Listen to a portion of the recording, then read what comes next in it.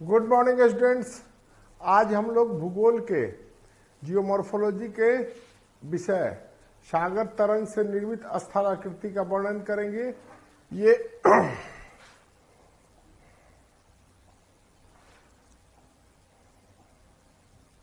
सागर तरंगों से निर्मित स्थलाकृति ये पीटी में, जीएस में केवल पीटी में रहेगा और ऑप्शनल में, ज्योग्राफी ऑप्शनल में ये एक फुल क्वेश्चन हो जाएगा ए ग्रेड।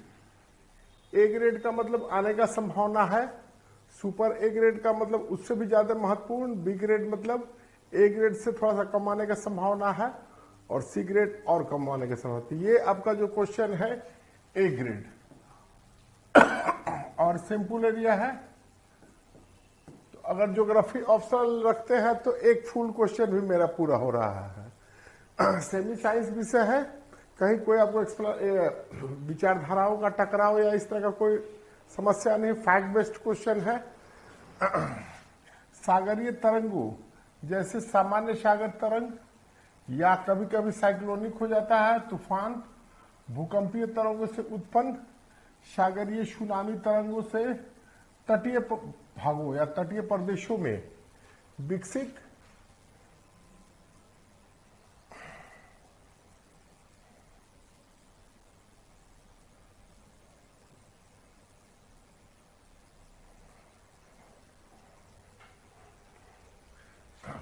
सागरीय तरंगों जैसे सामान्य तरंग हो गया या तूफानी तूफानी मतलब साइक्लोनी या चक्रवाती, जैसे उष्णकटिबंधीय चक्रवात से पिछले साल 3 साइक्लोन आया था।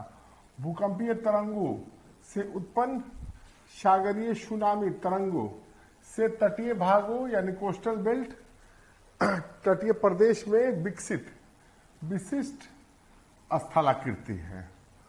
तो किसी भी विषय का कोई भी क्वेश्चन आप पढ़िए या जीएस का, तो स्टार्टिंग स्मूथ रखना है, बहुत लंबा सेंटेंस नहीं रखेंगे, जटिलता नहीं रखेंगे, सरल, सटीक, संक्षिप्त और सारगर्भित। अब सागरीय तरंगों की उत्पत्ति और विशेषताएं।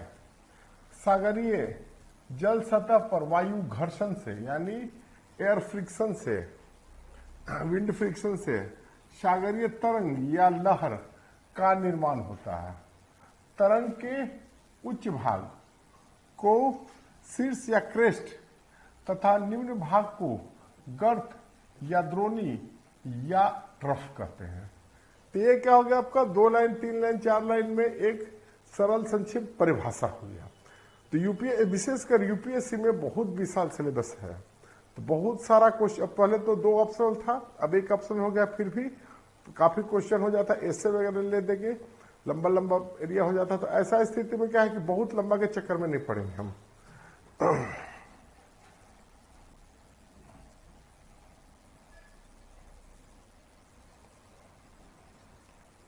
ये फिगर बना देंगे जी, फिजिक्स में भी पढ़ना पड़ता है। ये हो गया शीर्ष ये या क्रेस्ट, ठीक है, ये भी हो गया शीर्ष या क्रेस्ट ऊपर वाला भाग को। ये क्या होगा गर्त या द्रोणिका, ये भी क्या हो जाएगा, ये भी हो जाएगा गर्त या द्रोणिका, ये भी हो जाएगा क्या गर्त या द्रोणिका। और ये जो ऊंचा, ये जो हो गया एक लगातार निरंतर एक शीर्ष से दूसरा शीर्ष या एक गर्त से लगातार दूसरे गर्त के बीच, फिजिक्स में भी यही परिभाषा है। इसको क्या कहेंगे, इसको कहेंगे वेवलेंथ या इसको कहेंगे तरंग लंबाई या तरंग धैर्य। तो ये मेरा परिभाषा हो गया।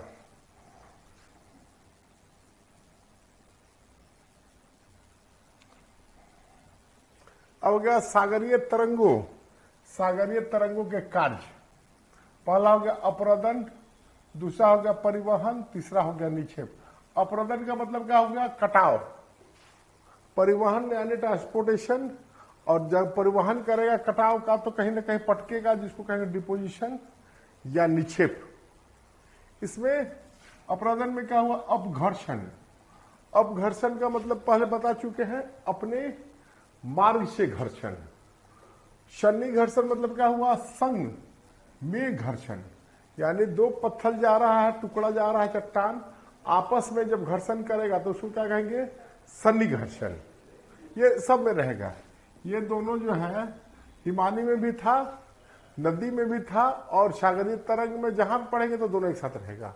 जलदाब, हाइड्रोलिक प्रेशर, यानी जैसे कोई होल है, समुद्र के किनारे होल है, इसमें हवा भरा हुआ था, तो इसके दीवार पर दबाव या प्रेशर बहुत कम था, लेकिन इसमें क्या हुआ, पानी भर गया, तब इसके दीवार पर क्या प्रेशर बढ़ जाएगा। फिर अगर इसमें तूफानी सागर जल प्रवेश किया, लहर ऐसे करके अटैक किया, तो क्या करेगा, तोड़ देगा।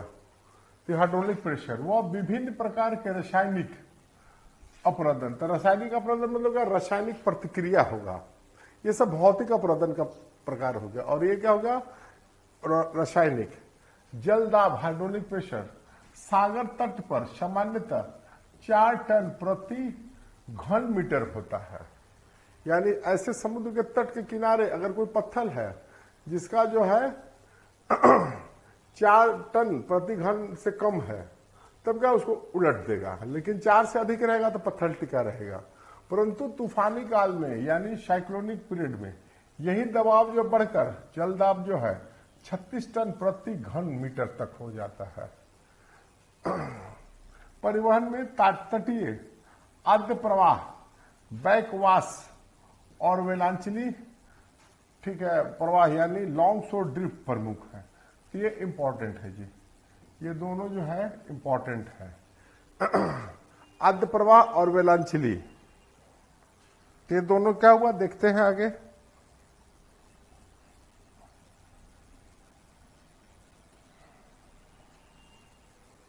तो आद्य प्रवाह का मतलब क्या होगा, जैसे समुद्र का ये तट है ऐसे,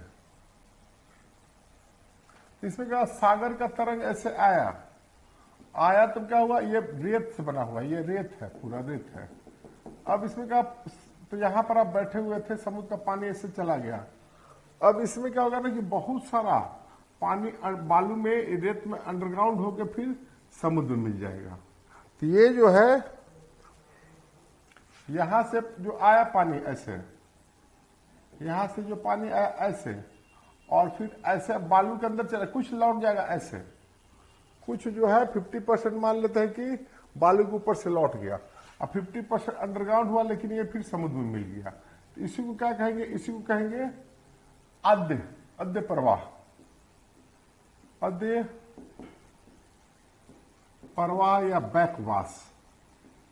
और दूसरा क्या हुआ, वेलांचली प्रवाह या लॉन्ग शोर ड्रिफ्ट। इसमें क्या होता है, ये समुद्र का तट है, एक कंकड़ था इस तरह से, इसको समुद्र का धारा जो है तिरछा मारा, ऑब्लिकली, तो ये क्या हुआ, ये पानी के प्रवाह से यहां चला आया, पानी भी गया, कोरगल पत्थर भी गया, लेकिन जब पानी या पत्थर लौटेगा तो ये गुरुत्वाकर्षण के दिशा में लुढ़कते हुए लौटेगा ढाल के अनुसार। फिर दोबारा एक तरंग आया, तो इसी को क्या, फिर ऐसे अटैक कर दिए, 4 मिनट के बाद दोबारा आया, फिर यहां पहुंच गया, लेकिन ये लौटेगा तो क्या हुआ, गुरुत्वाकर्षण के अधीन फिर यहां पहुंच गया। फिर इस तरह से ये, तो पता चला कि तमिलनाडु मूल का चट्टान जो है वो हमको आंध्रा में मिल रहा है, आंध्रा का चट्टान जो है उड़ीसा में मिल रहा है। तो ये प्रक्रिया चलते रहता है। तो इसको क्या कहेंगे, इसको कहेंगे वेलांचली प्रवाह।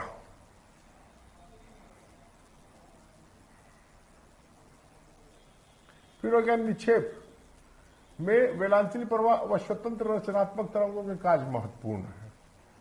एक एक लाइन, दो लाइन, जिसे जितना डायमेंशन है आपको लंबा के चक्कर में नहीं पड़ेंगे, दो लाइन, एक एक लाइन, सब डायमेंशन को डील कर दीजिए, आपका कंप्लीट नोट हो जाएगा।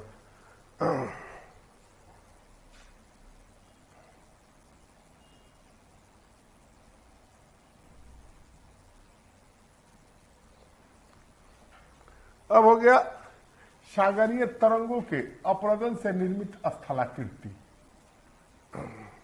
इसमें पहला क्या होगा, खाड़ी या बे, दूसरा हो गया अंतरिप या केप।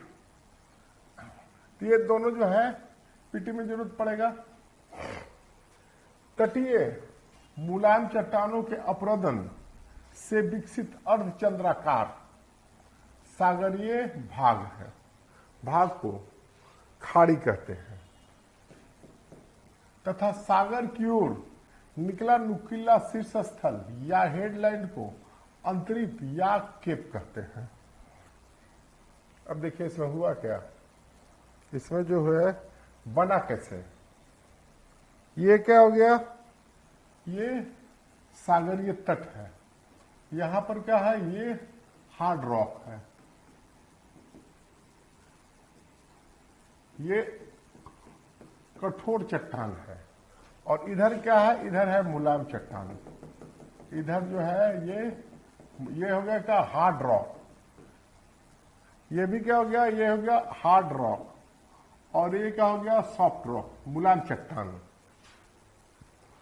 अब समुद्र का तरंग ऐसे अटैक कर रहा है, सागर तरंग जो है ऐसे अटैक कर रहा है, तब क्या करेगा, इसको धीरे धीरे जो है इसको काटना शुरू करेगा, इसको धीरे धीरे क्या करेगा, इसको कुछ समय में ऐसे काट कर दिया, फिर क्या बाद में ऐसे ऐसे ऐसे ऐसे ये काटते हुए आज के डेट में क्या हुआ, आज के डेट में जो है ये, आज के डेट में ये ऐसे हो गया है, आज के डेट में ये शेप में है, और ये सब क्या हो गया, ये सब गायब हो गया।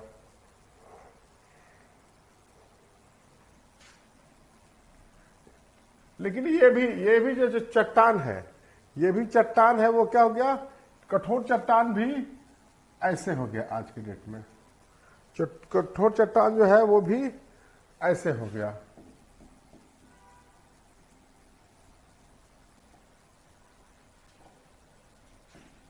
तो ये क्या हो गया आपको, ये हो गया केप, इसको कहेंगे केप या अंतरिप, और ये क्या हो गया, ये हो गया खाड़ी। तो इस क्वेश्चन में क्या है कि आपको लिखते जाना है, फिगर में देखिए ये क्या हो गया, ये सुंदर सा खाड़ी है, ये सुंदर खाड़ी है, तो ये क्या हुआ, ये काटते काटते अर्धचंद्राकार बना दिया, और ये क्या हो गया, ये केप हो गया, अंतरिप। ये फिगर तो परीक्षा हॉल में बना ले पाएंगे। देखिए ये खाड़ी का है, फिर बहुत अच्छा से नहीं, इसके पहले वाला अच्छा फोटो था, लेकिन परीक्षा हॉल में आपको ये बनाना है। परीक्षा हॉल में इस सब फायदा क्या है ना, कि लिटरेचर करना है, 2 लाइन फिर फिगर बना देना है, तो इससे परीक्षा हॉल में बहुत रिलैक्स रहते हैं हम लोग। केवल लिटरेचर लिखना है तो हाँ उंगली टिस टिस दर्द करने लगता है, इसमें क्या 2 लाइन लिखना है फिर फिगर बना, तो फिगर बनाने में उतना हार्ड वर्क नहीं करना पड़ता है, बहुत सॉफ्ट हैंड से भी कीजिएगा तो आपका हो जाएगा स्मूथनेस से। लेकिन और सब बताइए क्या हो गया, ये हो गया खाड़ी, ये हो गया खाड़ी, और खाड़ी हो गया, और ये क्या हो गया, ये हो गया अंतरिप, अंतरिप।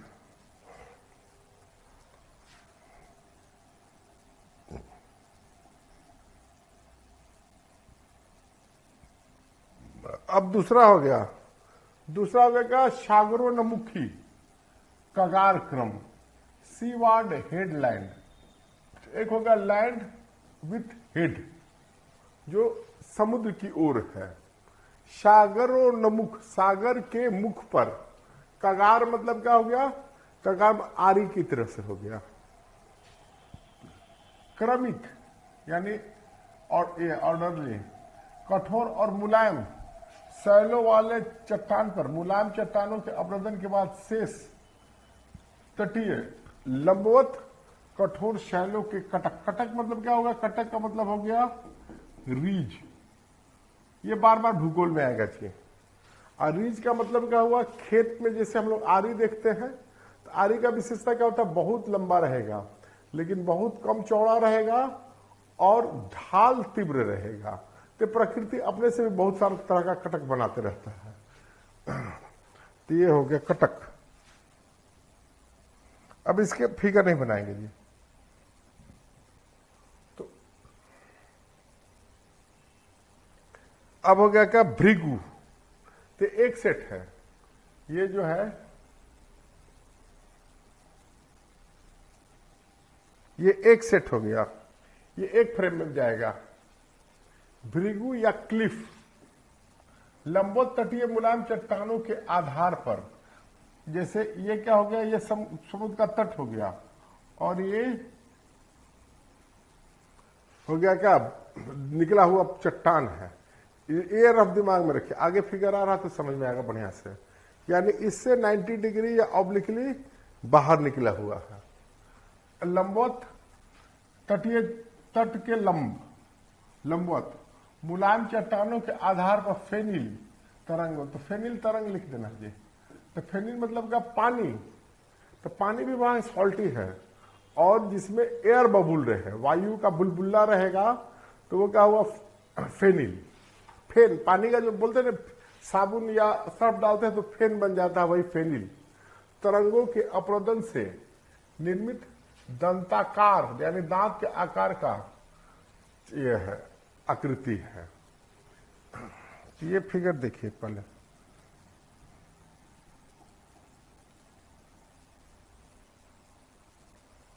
तो ये क्या है, ये किसी समय में ये ऐसे था। अब इसका समुद्र का तरंग ऐसे ऐसे अटैक करते करते, इसको काटते काटते आज के डेट में ये ऐसे नजर आ रहा है। तो ये वाला पोर्शन क्या हो गया, ये पोर्शन गायब हो गया धीरे धीरे, ये पोर्शन धीरे धीरे क्या हो गया, गायब हो गया।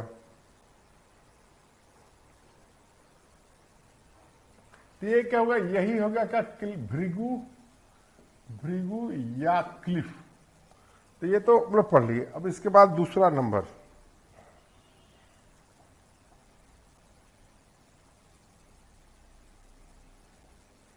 दूसरा क्या हो गया, दूसरा हो गया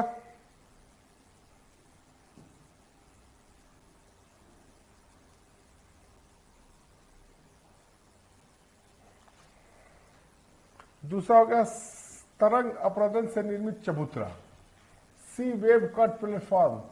भृगु के कटने के बाद निरंतर अपरदन और क्रमिक पीछे हटने के बाद शेष कठोरों का चबूतरा है। फिर सागर निक्षेप से निर्मित चबूतरा, वेव डिपोजिटेड प्लेटफॉर्म। भृगु अपरदन के मलबा जो कटा था, भृगु बनने के दौरान जो मलबा कटा था वो बगल में पटक देगा, सामने के निक्षेप से सागर अपरदन से निर्मित चबूतरा के नीचे निर्मित चबूतरा है। देखिए ये हुआ आपका,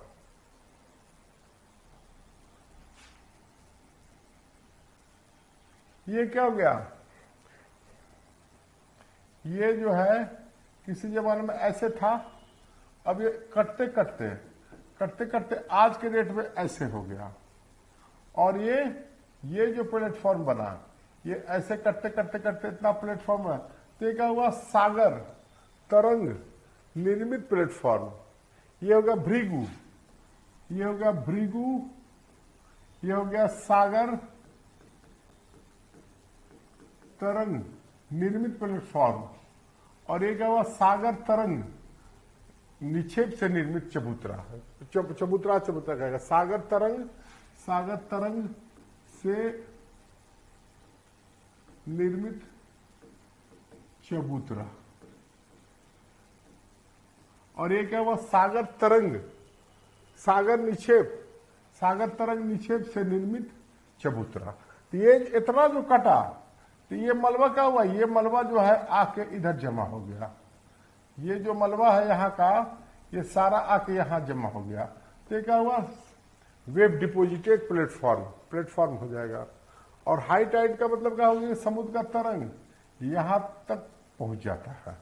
तो ये क्या हुआ, जब पढ़ते थक गए तो फिगर प्रैक्टिस कर रहे हैं, या कोई दोस्त आ गया, या कोई फेस्टिवल आ गया, या पढ़ने का मूड नहीं है, लिटरेचर पढ़ने में ज्यादा लोड पड़ता है, लेकिन फिगर प्रैक्टिस करने में जिसे बच्चा सबको दिखेगा बचपन में, मम्मी पापा पढ़ बोले लो वो पढ़ो, तो फिर ड्राइंग निकाल लेगा, फिर डायरेक्ट हर समय ड्राइंग करता है, उसमें लोड कम पड़ता है और नंबर भी उठेगा। तो ये सब हम डाल देंगे ना तो ऑप्शनल में क्या हो जाएगा, 70% से अधिक आसानी से इस क्वेश्चन में आ जाएगा।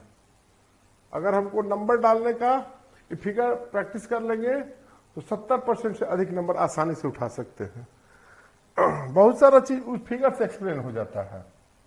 देखिए ये क्या होगा, भृगु, ये कटते कटते कटते कटते क्या हो, यहां पर मछली मार रहा है और थोड़ा सा होगा तो फिर पूरा गिर जाएगा। तो 2 आदमी बैठ के मछली मार रहा है, भृगु पर बैठ के। देखिए ये सागर का ये जो एयर बबुल के साथ है तो क्या फेनिल हो गया, तो ये काट के अंदर ये कर रहा है। देखिए तो क्या खोखला कर दिया है, तो यहां से क्या नीचे वाला जो है यहां पर भृगु या क्लिफ कहलाएगा। देखिए पूरा क्या है, फेनिल तरंग का अटैक है, और अटैक काटते काटते क्या करेगा, ये बना लेगा आपको क्लिफ, सी कट प्लेटफॉर्म, सी डिपोजिटेड प्लेटफॉर्म। देखिए ये क्या हो गया, ये डिपोजिटेड प्लेटफॉर्म हो गया, इधर डिपोजिट हो रहा है। ये क्या हुआ, सी कट प्लेटफॉर्म, सागर तरंग के अपरोधन से निर्मित चबूतरा, यहां आदमी लोग हैं और इधर प्लेटफॉर्म है। तो प्रकृति का अपना आर्ट है। देखिए तो ये क्या हो गया, ये सी कट प्लेटफॉर्म हो गया, ये सी डिपोजिटेड, सी कट, ये सागर तरंग के द्वारा निर्मित चबूतरा हो गया और ये निक्षेप वाला हो गया। तो ये लूज रहेगा और ये हार्ड रहेगा, क्लिफ हो गया। देखिए तो क्या वो मलबा निक्षेप है यहाँ पे, तो मलबा निक्षेप है तो इसको क्या कहेंगे, सागर तरंग निक्षेप से निर्मित चबूतरा। ये सब तो परीक्षा हॉल में नहीं बना पाएंगे हम लोग। अब हो गया क्या, सागरीय गुफा, मेहराब, स्टैग। तो ये क्या हुआ, ये सब एक फ्रेम में पढ़ेंगे, इसमें ऑर्डर नहीं चेंज कर सकते आप। ये जो है इसका ऑर्डर आप चेंज नहीं करना चाहिए, ठीक है। ये 6, 7, 8, 9 को एक साथ पढ़ेंगे। सागरीय गुफा, सी केव, सागरीय तरंगों द्वारा सागरोन्मुखी कगार। तो ये हम लोग देखे थे कि ऐसे क्या हुआ, एक ऐसे, ठीक है, उठा हुआ ये है। इसमें क्या हुआ, कभी कभी तो सागर तरंग ऐसे मार रहा है, लेकिन कभी कभी क्या हुआ, ऐसे भी मारेगा। टकराया तो जाने का तो जगह है नहीं, तो फिर इधर अटैक कर दिया, इधर अटैक कर दिया तो क्या हुआ, ये कहीं कमजोर मिल गया तो इसको ऐसे कर देगा, गुफा इसमें बन जाएगा। सागरीय तरंग द्वारा ये क्या हुआ, सागरोन्मुखी कगार, ये सागरोन्मुखी कगार के मुलायम शैलों के भ्रंश यानी फॉल्ट, संधि, ज्वाइंट व दरार के अपक्षय, अपरोधन और संक्षारण से निर्मित गुफा है। तो यहां पर क्या हो गया, यहां पे गुफा बन गया। तो ये क्या हुआ, यहां पे ऐसे गुफा बन गया। मेहराब, सागरोन्मुखी कगार गुफा के आर पार होने से विकसित प्राकृतिक पुल है। तो कभी कभी क्या होगा, कभी कभी जो है ये, ठीक है, कभी कभी ये जो है ऐसे क्रॉस कर गया जी, ये जो है ना ऐसे क्रॉस कर गया। यानी अगर नाव है मेरे पास, तो नाव जो है, ये नाव जो है ऐसे चला आएगा, ठीक है। तो ये क्या हुआ, जब इस पार से उस पार हो जाए, गुफा इस पार से उस पार हो गया, तब उसको क्या कहेंगे, मेहराब या आर्च या प्राकृतिक पुल। फिर क्या हुआ, स्टैग, मेहराब के धंसने के बाद से सागरीय शैल स्तंभ, से सागरीय शैल स्तंभ। इसको मिटाने के लिए क्या है, कुछ मिटाने का भैया, किस पे, थोड़ा सा मिटाने के लिए, ठीक है। तो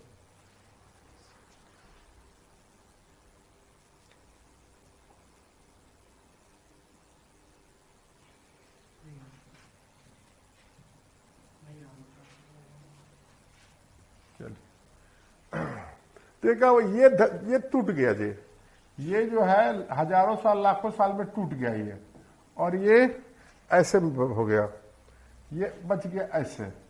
तो ये क्या हो गया, ये हो गया स्टैग, और स्टंप क्या हो गया, ये दोनों एक ही चीज हुआ, सागर में डूबे स्टैग, यानी ये क्या समुद्र के अंदर चला गया, तब इसको क्या कहेंगे, स्टैग, ये स्टंप। ये चारों को एक फ्रेम में पढ़ेंगे, ये चारों को एक फ्रेम में पढ़ेंगे। देखिए यही फिगर हो गया जी, तो परीक्षा हॉल में यही फिगर आपको बनाना है। तो ये क्या हो गया, पहला क्या हो गया, पहला हो गया गुफा। तो ये क्या हुआ, ऐसे ऐसे खोखला है, इसमें जाके रह भी सकते हैं समुद्री जीव जंतु, सील वगैरह जो है वो सब, डॉल्फिन वगैरह भी जाके रह सकता है। दूसरा का जब इस पार से उस पार हो गया, ये इस पार से इस पार तक हो गया, ऐसे होल करते करते, तो इसको क्या कहेंगे, आर्च या मेहराब। फिर क्या हुआ, इसका जो है कुछ पार्ट टूट के ऐसे रह गया समुद्र में, ये टूट गया, तो ये टूट गया, तब क्या ये बच गया, तो ये बच गया, तो क्या स्टैक, और ये टूटते टूटते फिर समुद्र तल नीचे चला गया, तब इसको क्या कहेंगे, स्टंप। तो ये फिगर बना देना है फटाफट। अब पीटी में भी अगर ज्योग्राफी ऑप्शन रखेंगे तो पीटी में भी जरूरत पड़ जाएगा, मेन में भी जरूरत पड़ जाएगा।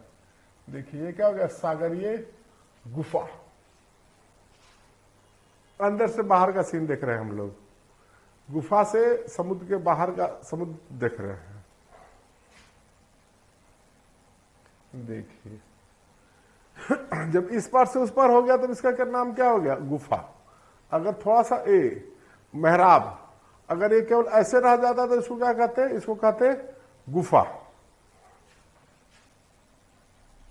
देखिए ये क्या हुआ, स्टैग, स्टंप। तो क्या कंटिन्यूटी में था कभी, आज जो है अकेले बच गया है बेचारा। देखिए सागरीय गुफा,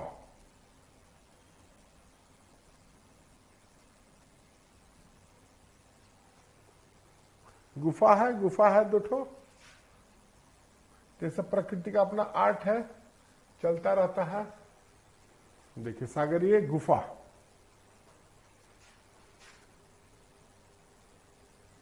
देखिए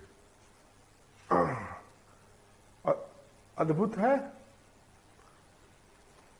एक्सलेंट गुफा है। गुफा के अंदर से बाहर का सीन देख रहे हैं हम लोग। देखिए तो ये क्या कंटिन्यूटी में था, तो पहले गुफा बना, फिर आर्च बना, फिर आर्च ढह गया, फिर भी इसमें एक आर्च है अभी, ये भी आज तक हो सकता है ढह के ये स्टैग स्टंप में कन्वर्ट हो गया हो। ये अच्छा फोटो है, तो इसमें तो खाड़ी टाइप का भी सीन नजर आ रहा है, बीच सब का डिटैच हो गया, एक दूसरा से झगड़ा करके अलग हो गया है।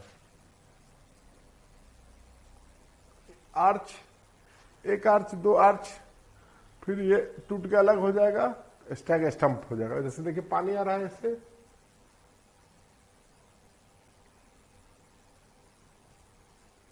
देखिए समुद्र, ये गुफा है, उसमें फिर आदमी लोग भी अपना मॉडिफिकेशन कर दिया। आर्च, खूबसूरत आर्च है, पेड़ पौधा भी लगा हुआ है इसमें।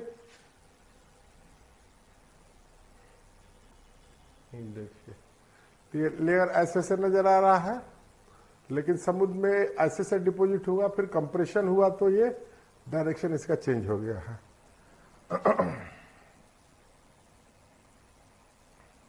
स्टैग हो गया, और फिर इधर स्टंप नजर आ रहा है, अंदर पानी के डूबा हुआ। आदमी का देखिए साइज से पता चल रहा है। और क्या वात छिद्र या ब्लो होल, तो इसमें जो पीटी में क्वेश्चन पूछेगा तो दो तीन तरह से पूछेगा। एक तो बोल देगा कि वात छिद्र या स्टैग स्टंप स्थलाकृति किससे संबंधित है। तो ये क्या हुआ, हिमानी से या नदी से, सागर तरंग, काष्ठ स्थलाकृति या वायु या मरुस्थल से है। ये हो गया सीधा सीधी क्वेश्चन। दूसरा हो जाएगा क्या, उससे थोड़ा जटिल हो जाएगा कि उससे परिभाषा करके पूछेगा। तो परिभाषा शॉर्ट में अगर समझे हुए या शॉर्ट में याद किए हो तो कोई दिक्कत नहीं है। अब तीसरा हो जाएगा कि अप्रदन से, परिवहन से या निक्षेप से बनता है।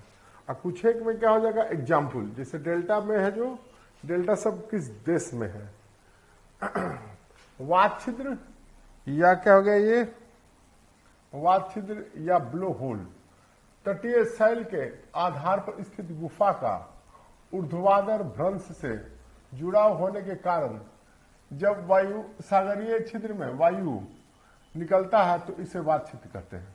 तो ये क्या है ना कि एक गुफा ऐसे ऐसे बनते चला गया जी, एक गुफा जो है ये ऐसे ऐसे बनते चला गया, एक छोटा सा था, फिर ऐसे ऐसे करते करते हजारों लाखों साल में एक, और एक पहले से एक दरार था यहाँ पे, एक दरार यहाँ पहले से था, और एक गुफा करते करते करते एक इधर से बन गया।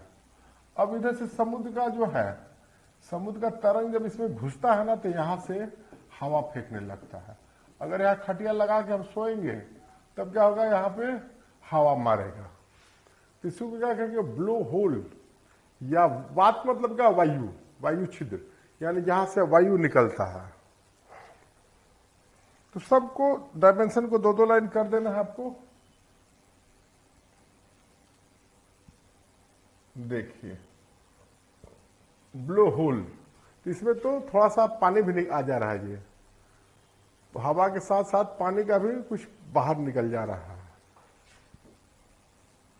देखिए एक ब्लो होल, तो पानी का भी बूंद आ जा रहा है इसमें। देखिए ब्लो होल। अब क्या हुआ, परिवहन निक्षेप से निर्मित स्थलाकृतियां। तो कोई इंपॉर्टेंट डायमेंशन है उसको वेल डिफाइन करना जरूरी है, लेस इंपॉर्टेंट है तो शॉर्ट में कर देंगे, लेकिन डायमेंशन कोशिश करेंगे कि सब दे दें। जैसे मान लीजिए सलाद बनाना है आपको, प्याज गया तो पता चला 100 रुपये किलो है, तो 1 किलो के बदले आधा किलो कर दिए, और दिक्कत हो रहा है तो 1 पाव कर दिए 250 ग्राम, और टमाटर सस्ता है तो उसको ज्यादा कर दिए। तो कंपोजिशन सब रहेगा, और अपना स्ट्रेंथ के हिसाब से हमको तो केवल एक ही क्वेश्चन नहीं पढ़ना है ना, सारा पूरा सिलेबस पढ़ना है। और ऑप्शनल का अगर ज्योग्राफी ऑप्शनल या कोई भी ऑप्शन लेते हैं तो मोटा मोटी यूपीएससी या बीपीएससी में दिमाग में रखे कि अपना क्या हुआ, अपना जोन है, यानी जैसे घर होता है, ऑप्शनल में कैसे भी होगा तो 55% से 60 या 65% तो नंबर लाएंगे। तो वहां और जीएस वगैरह में क्या है, बहुत अच्छा क्वेश्चन पूछा, सब लोग लिखा, खराब पूछा तो सब लोग का गड़बड़ा रहा है, कॉमन चीज है, ये आपको एक्स्ट्रा ऑर्डिनरी बनाएगा। तो कोशिश करना, और नंबर ऑफ फुल क्वेश्चन ज्यादा कमांड करेंगे, लंबा के ज्यादा चक्कर में नहीं पड़ेंगे, लेंथ कंट्रोल करके। तो इसमें पहला क्या हुआ, पुलिन, पहला हो गया इसमें पुलिन या बीच। तो बहुत सारा बीच है, ये बीच वो बीच, बॉम्बे चेन्नई में बहुत सारा पॉपुलर बीच है। तो सागरीय तरंगों व बेलांचली प्रवाह द्वारा उच्च और निम्न ज्वार, तो ज्वार भाटा जो पड़ते हैं ना वहां पर आता है। समुद्र में जाइएगा तो 6 घंटा 7 घंटा पर क्या हो जाएगा, समुद्र का पानी एकदम नीचे चला जाएगा, एक ही जगह बैठे हुए तट पर, फिर बढ़ना लगेगा तो फिर ऊपर चला आएगा। तो दोनों का जो सबसे नीचे रहेगा तल, उसको कहेंगे निम्न ज्वार, और सबसे ऊपर जो रहेगा उच्च ज्वार, और ये डिफरेंस को कहेंगे क्या, ज्वारीय परिसर या टाइडल रेंज। ये कहो उच्च और निम्न ज्वार के बीच रेत, मूंगा आदि का निक्षेप है। कटक, तो बताए थे कि कटक का मतलब बार बार आएगा रीज या खेत का आरी, तो तट के समानांतर सागरीय निक्षेप है। तो समुद्र के जैसे ये हो गया आपका क्या तट, तो यहां पर ये ऐसे ऐसे निक्षेप हो जाएगा, ये जो है खेत के आर की तरह से ये, तो क्या हो गया, इसको कहेंगे रीज, रोधिका, रोधिका रोध, बार और बैरियर। तो ये इसका एप्लीकेशन है, फिर आएगा इसका एडवांस। ये तरंगों और बेलांचली प्रवाह के रेत कंकड़ पत्थर आदि निक्षेप से निर्मित कटक है। तो इसी तरह से है, ठीक है, दोनों एक है, थोड़ा सा अंतर है। अंतर क्या है? रोधिका उच्च ज्वार में डूब जाता है। तो उच्च ज्वार मतलब सूर्य के हिसाब से, अगर उच्च ज्वार का मतलब क्या है? लोकल टाइम के हिसाब से दोपहर का 12 बजे या रात के 12 बजे, ये क्या समुद्र का तल सबसे ऊंचा रहेगा। उसी तरह से चंद्रमा का जो सबसे वर्टिकल पोजीशन रहेगा, उस समय चंद्रमा से उच्च ज्वार आएगा, या उसके लगभग 12 घंटा के बाद।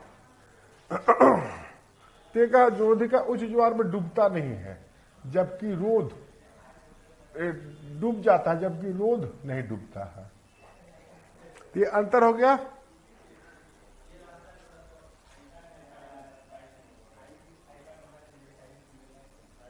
देखिए हो गया क्या? बीच हो गया, इसको कहेंगे बीच। तो घूमने जाएंगे, इस सबका पिकनिक मना सकते हैं बीच पर। तो ये क्या हुआ? समुद्र के तरंग से तोड़ मोड़ के अप्रदन अपक्षय निक्षेप से ये बीच बना हुआ। अब यहां पर क्या है? यहां पर चोट भी लग सकता है जी, यहां पर बहुत संभल के जाना पड़ेगा। ये भी बीच ही है। तो यहां पर क्या बोलेगा ना, ये अच्छा बीच नहीं है, यहां पर गिरने का डर रहता है। स्पीड, अब रोधिका रोध से ही लेना है जी, रोधिका का ही टाइप है। ये सब जो है, ये सब रोधिका का ही एप्लीकेशन है। रोधिका, रोधिका का होगा पहला क्या होगा? चौथा होगा स्पीड, सागरीय शीर्ष स्थल से जुड़े रोधिका है, जिसका दूसरा सिरा का अंत सागर में होता है। इसका फिगर देखते हैं। हुक, हुक क्या हो गया? वेलांचली प्रवाह से मुड़े स्पीड। तो बोलते हैं ना कि ऐसे कोई चीज का निकाल रहे हैं, डिब्बा से ऐसे निकाल रहे हैं तो नहीं निकलता, बोलते तो हुक ऐसे करके निकाल दो। ऐसे उंगली से निकाल रहे हैं तो नहीं निकाला, तो इसको ऐसे कर दिए तो हुक हो गया। तो थोड़ा टेढ़ा मुड़ा, ठीक है, स्पीड। लूप या छल्ला या लूप, वेलांचली प्रवाह से अत्यधिक मुड़े छल्लाकार स्पीड है। तो सबको एक लाइन दो लाइन, एक लाइन दो लाइन में आपको प्रैक्टिस कर लेना है। पीटी भी सुरक्षित देखिए। तो ये क्या हो गया? ये हो गया, ये हो गया स्पीड।